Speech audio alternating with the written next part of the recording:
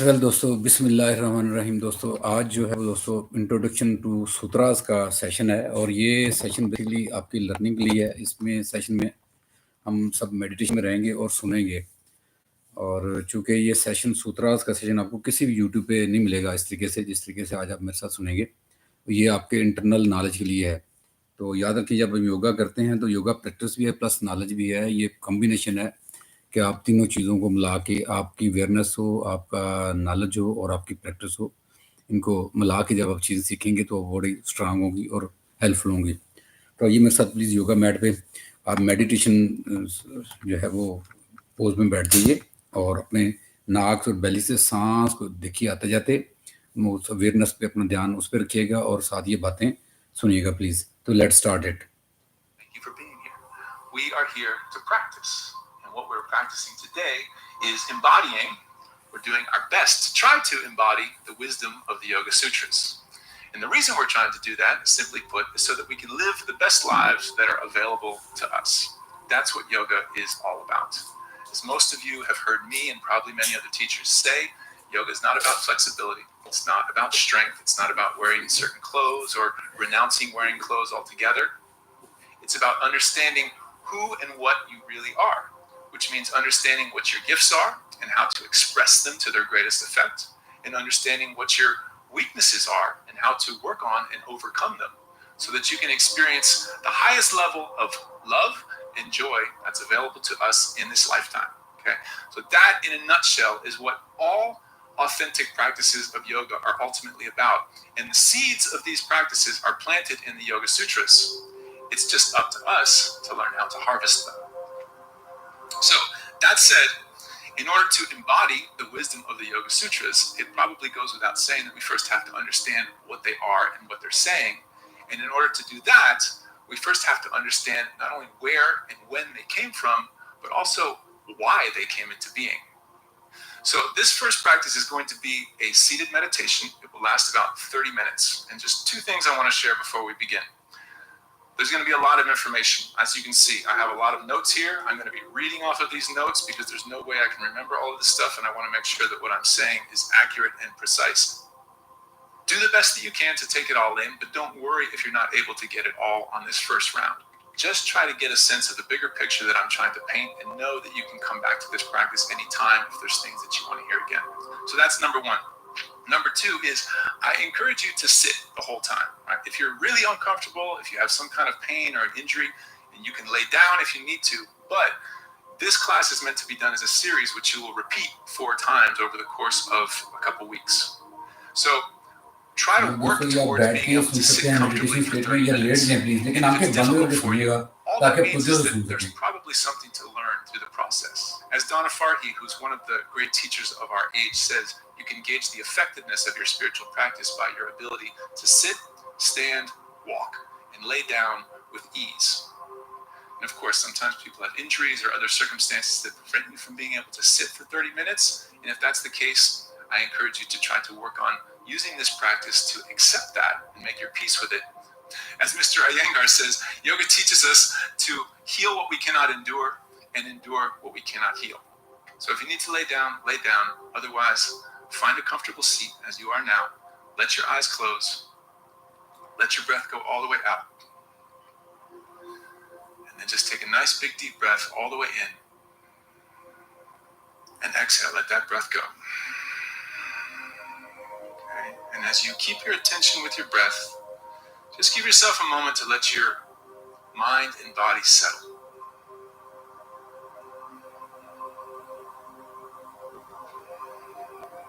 Whether it's your first time to this practice or not, I invite you to set a clear intention at this point to engage with it with enthusiasm, curiosity, with openness to new possibilities, with determination, with patience, with courage, and with faith that your best efforts will lead to the best possible outcomes.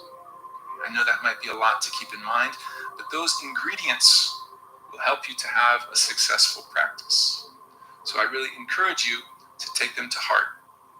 Enthusiasm, curiosity, openness, determination, patience, courage, and faith.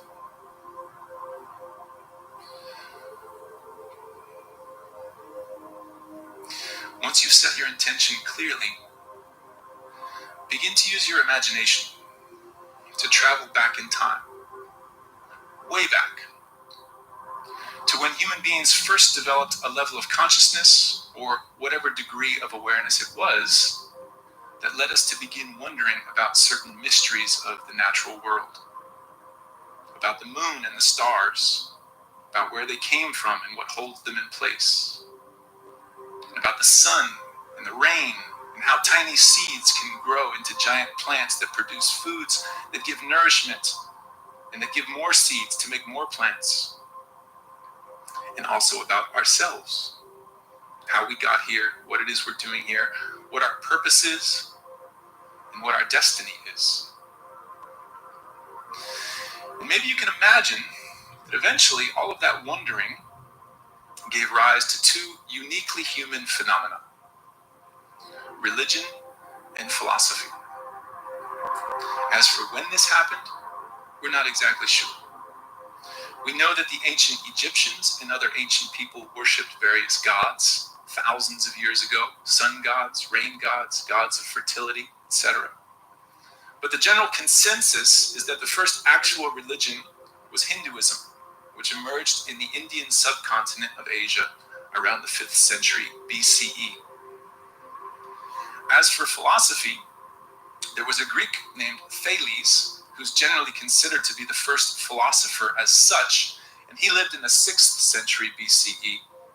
But most of the Vedas, which are the ancient Indian texts that laid the foundations of Hinduism, were written long before that. And they contain a good amount of philosophy about the nature of reality, about human existence, where the world and life and everything came from. So who knows where it all began?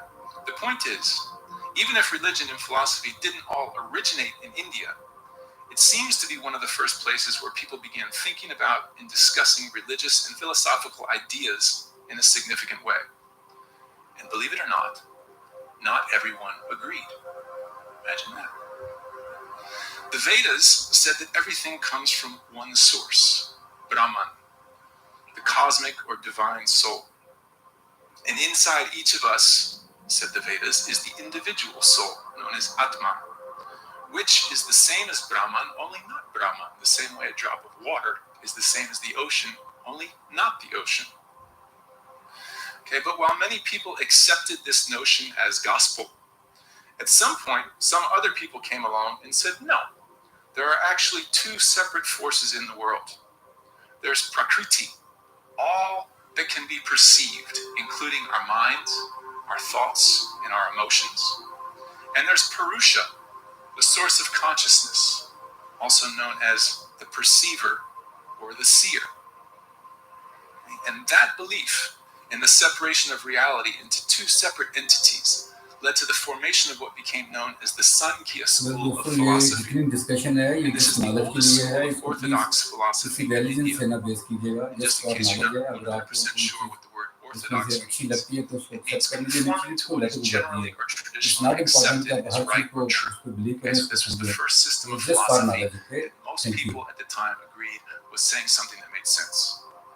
One of the central questions both the Vedas and Sankhya were trying to answer was, how do we free ourselves from the suffering that seems to go along with the experience of being human? The fear, the doubt, the worry, the insecurity, the torment of shame and guilt, and all the other things we're capable of feeling and thinking that generally don't feel very good. So while the Vedas were preaching liberation of the individual soul through connection with the cosmic or divine soul, and saying that this could be achieved through various rituals and sacrifices, various benedictions and chanting of mantras, Sankhya was preaching liberation through realization of the self as the Purusha. In other words, realization of the self as the source of consciousness within us, and realizing that source of consciousness as our own soul.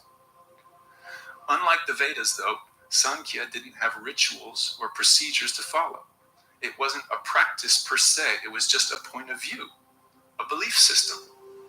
And granted, a fairly profound one that modern science supports in many ways. But still only a point of view, not a practice. And this is where yoga came in. And it seems there were at least two reasons that yoga emerged, in no particular order. In the early Vedic times, all of the rituals, benedictions, sacrifices, etc., that were meant to help people lead to the liberation of their soul had to be performed by priests, usually for a fee, which gave priests a certain amount of power, which some inevitably began to misuse, which began to not sit well with a lot of the people. So it caused them to lose faith in the priest class and to some degree in what the Vedas were preaching in general. Okay, the other reason is that the liberation that was promised by the early Vedic rituals was based on winning favorable outcomes from the gods. Okay, so there would be different sacrifices done in order to have more crops or make more money or be blessed with more children. And maybe some of those rituals had to do with giving money so that somebody could have a better experience in the afterlife. Okay? All of these things were seen as temporary by the yogis, who were the first people to come along and reject this system, the established order. And by all accounts, they saw the worldview of the early Vedic times as deluded. Right? They saw the physical rewards that the Vedic priests were promising as being temporary and thus something that could go away and only lead to more suffering. So it's important to understand that yoga grew out of an unsatisfactory situation, an unsatisfactory status quo. And we know this because in the early Vedas, there's a lot written about the various ceremonies and rituals. But as time went on, new writings began to emerge that talked about meditation, consciousness, an ontological knowledge, that is the study of being. And these writings are known as the Upanishads, which some consider to be an extension of the Vedas and others see as a distinct body of work on their own. Either way, there are 108 existing known Upanishads. The earliest ones were written in the first few hundred years before the beginning of recorded time. And it's here, in those first Upanishads, that we first find the word yoga in writing. As for what the Upanishads have to say about yoga, different ones say different things. Some talk about yoga as a process of learning to control one's senses. Others talk about it as a method of achieving the highest state, by freeing one's minds from distractions. Others talk about it as a meditative process meant to stoke the inner fire in order to reveal the true splendor of the self. And still others talk about it as a form of uniting the individual soul with the divine soul, not through the old ways of the Vedas, but through restraint of the breath and contemplation. So all things considered, not only did the Upanishads not really say all that much about yoga, they also didn't give a whole lot of instruction on how to practice it. But the seeds had been planted, and as they took root, yoga began to appear in other texts, most notably the Bhagavad Gita, which is part of the Mahabharata, the longest epic poem in the world. Written over the course of hundreds of years, the Mahabharata tells the story of two families, the Kauravas and the Pandavas, who are at war with each other.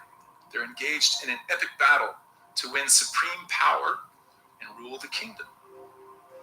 And one of the major themes of the Mahabharata is taking right action as a means of eliminating evil and thus suffering from one's life. So you can see how the text is reflective of the thinking of the times, the developing thought of how to free ourselves from suffering.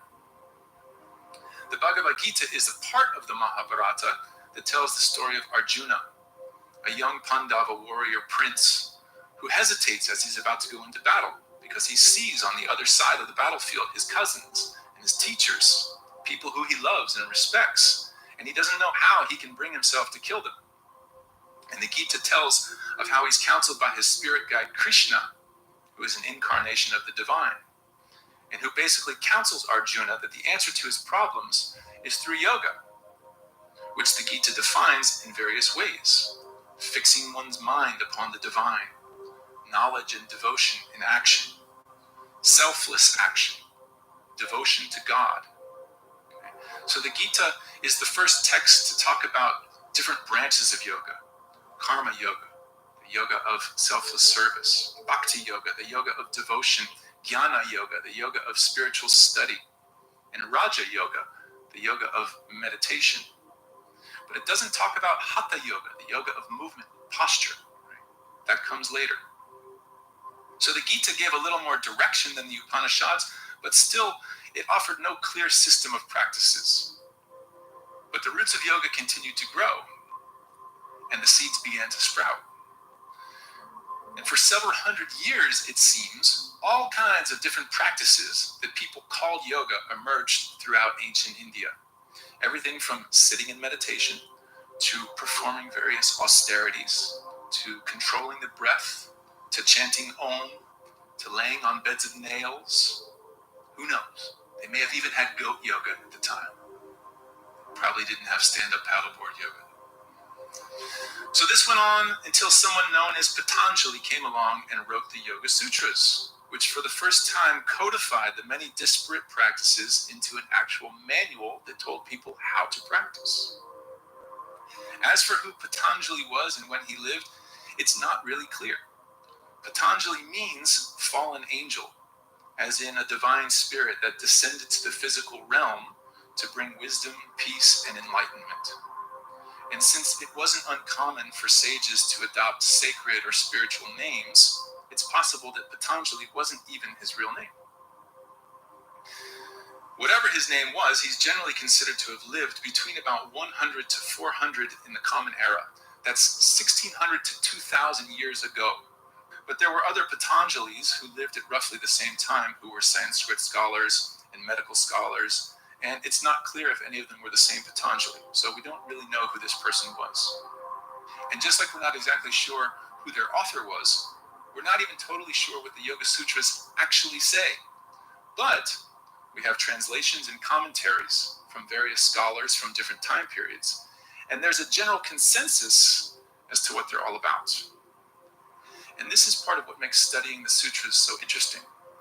In order to formulate an understanding of them in a way that allows us to make use of them, we have to investigate different sources and consider different possibilities. We have to dig beneath the surface. And like most things that are slightly mysterious in origin and that deal in esoteric wisdom, the deeper you dig, the more you tend to discover.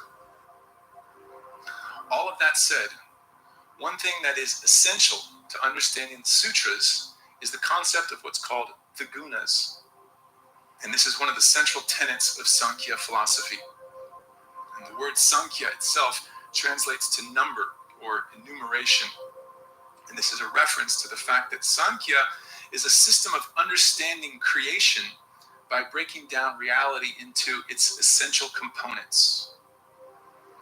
So the same way Sankhya breaks all of creation down into Purusha, the perceiver, and Prakriti, all that can be perceived, it breaks Prakriti down into three constituent parts, and these are the gunas.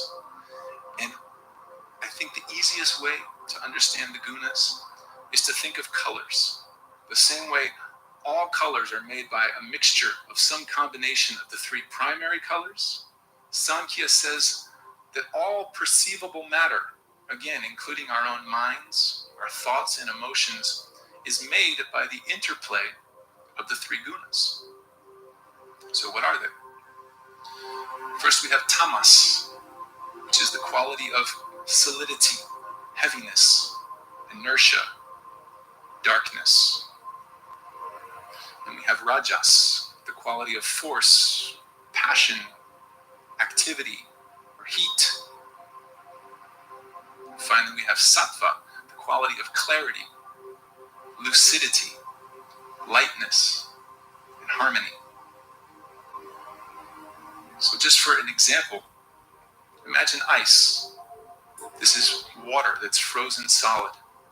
Okay, so this is considered a prakritic substance, prakriti, that is heavy on tamas. Just like if you had a mixture of blue and yellow, you would get green. And if it was heavy on the blue, you would have more of a blue-green than a deep green. Okay, so you have ice, which is heavy on tamas. But if you add some rajas, a little heat, a little activity, the water would melt, the ice would melt, and you would get flowing water. And if you added more rajas, you would get steam or water vapor. And if you added a little more tamas on top of that, that vapor would turn into clouds. And if you added sattva, you would get sunlight peeking through the clouds, creating a little corona that's not tangible, but somehow still perceptible. Okay, so this is just an idea of the way the gunas work to create perceptible reality. And the idea that Sankhya presents is that the interaction of Purusha, again, the perceiver, with Prakriti, what can be perceived, disturbs the balance of the gunas and causes material reality to come into being. And if this sounds like a far-out concept, that's because it is. But it doesn't mean it's inaccurate or not worth considering. As Eknath Eswaran, who wrote an amazing translation of the Bhagavad Gita, says in his introduction to that text, the gunas have no equivalent in any other philosophy I know. They form the basis of the most compassionate account of human nature I have come across in any philosophy or psychology, East or West. They not only explain differences in character, they describe the basic forces of personality and allow the possibility of reshaping our lives after a higher ideal. So again, you see the seeds of this notion of yoga being something that helps us live the best life that's possibly available to us. And you could take a whole course, you could study for years about the gunas and how the concept is actually supported by modern science, because every thought, every emotion we have is actually a chemical reaction in the brain. So there is a physical component to every thought and emotion we have. But for now, what I would most like you to understand is that the goal of yoga, as it was originally conceived, was to separate Purusha from Prakriti. In other words, to free our soul from the influence of the gunas. And in this sense, the idea of liberation was actually achieved through a form of division, rather than the Vedic notion of uniting the individual soul with the cosmic or divine soul. The classical notion of yoga is about separating the thing that sees from what is seen, or more specifically, separating what sees from the influence of what is seen. It's also worth noting that even though there are many different perspectives on the text and some debate about certain sutras in particular, one thing is for sure: the Yoga Sutras are not about postures. The text hardly even mentions posture, in fact, and when it does, those sutras are not really talking about the posture practice as most of us know it, as we will get into when we talk about the second chapter of the sutras. You could say the sutras are about the way our minds work. You could say they're about the nature of consciousness and reality and the relationship between the two. You could say they're a practice manual whose goal is to help us realize the truth of who and what we are through mental practices. Okay, but really, I think the most effective way to think of the sutras is to say that they're about how we as human beings understand and interact with ourselves, and as a consequence, how we understand and interact not only with other people, but with the world in general. They are an often misunderstood text, but when they are understood, the sutras are profoundly insightful. Their teachings and wisdom have endured for almost 2,000 years. Okay, that's longer than the Bible, longer than the Torah, longer than the Quran, longer than almost any other text in human history, which, as Edwin Bryant, who wrote one of the most comprehensive analyses of the sutras, says, is why the most serious of yoga practitioners will have a valued copy. One final note for this practice. You may be wondering what exactly a sutra is. Some people often describe a sutra as an aphorism, which is a short statement that's said to contain a great truth, as in, when it rains, it pours, or if you can't beat them, join them. Those are aphorisms. But Charles Johnston, who was a well-known Indologist and Sanskrit scholar, who also wrote his own fascinating translation and commentary on the sutras, says that sutras aren't really aphorisms. Right? Sutras are actually threads of ideas that weave together a bigger idea. So that's what this is. Each one is about 1 to 2 sentences. It's very few words, but they contain a lot of meaning, and when you put them together, they encompass something quite significant. And depending on which translation you study, there are either 195 or 196 sutras in the text, and the idea they attempt to weave is essentially a map that's meant to help lead us from ignorance about our true nature to understanding. So with all of that in mind, let's just take a moment to bring your attention back to your breath. And notice what you're perceiving. Maybe you notice the sound of your breath. Maybe you notice the movement of your lungs, of your rib cage as your lungs fill and empty out. Maybe you notice the weight of your body against the floor. Maybe you notice the temperature of the air around you. Maybe you notice yourself noticing these things. These things that you're noticing, according to Sankhya philosophy, are all prakriti. They're components of prakriti. And all of these things are made up by some combination of the gunas. So the floor that supports you, heavy on tamas, that quality of solidity. The air that you're feeling around you, heavier on sattva, heavy on lightness. And depending on the state that your mind is in, if you're feeling restless, then there's some rajasic quality to your thoughts. Or if you're feeling at peace, calm, maybe there's a sattvic quality. And so you're just taking this opportunity to acquaint yourself with your own understanding of the gunas.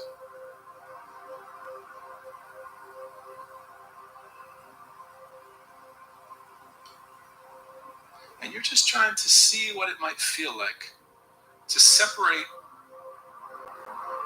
the source of perception within you from the things that you're perceiving, or again, more specifically, from their influence.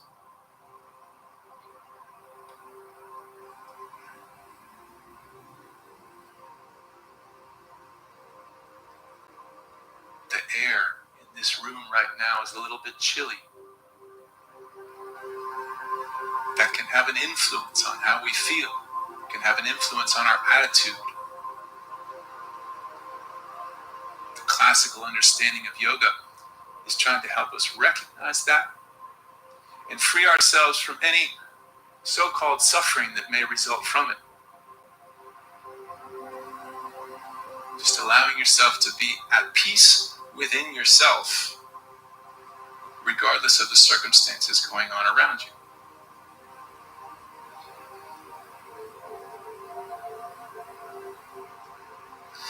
And just notice how this practice of separating what perceives from what is perceived makes you feel, how it changes the experience that you're having.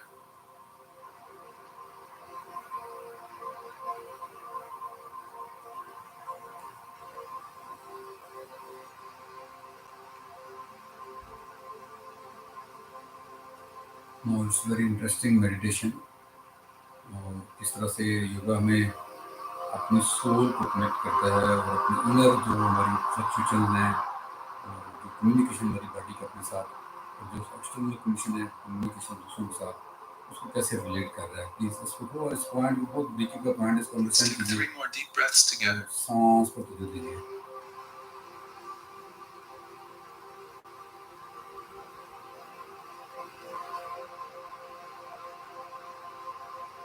देखिए सूत्राज में किसी Pozzo का जिक्र नहीं है सूत्राज just एक text है communication information है, और आगे फर्दर जो है उसके और जितने चैप्टर्स हैं सूत्रास के, उनमें से एक एक ऊपर बात होगी। इसके सारे सेशन हैं, और होपफुली कि मैं सेशन आप लोगों को सुनाता हूँ इस यूट्यूब के जरिए। And as you exhale, if you'd like to stretch your legs out and lay down into Shavasana, feel free to do that. और एक्सेल करते हुए shavasana.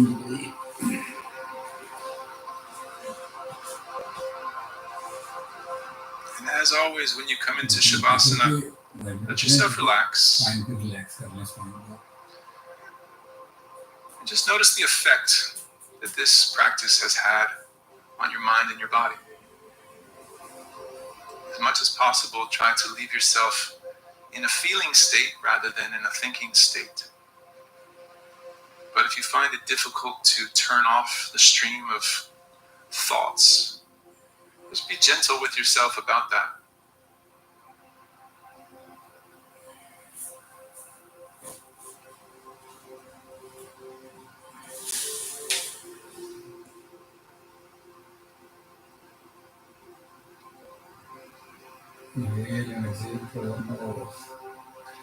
For this practice, I'm going to invite you to stay in your Shavasana for as long as you like. As long as you feel like you need the rest, as long as you feel like this posture is benefiting you, please feel free to stay here.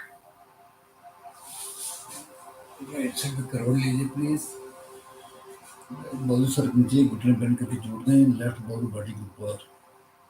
There's no rush to come out of your Shavasana, but when you do it gently, taking your time to deepen your breath and move your fingers and your toes. So when you're ready, I will meet you at our next practice. Thank you and namaste.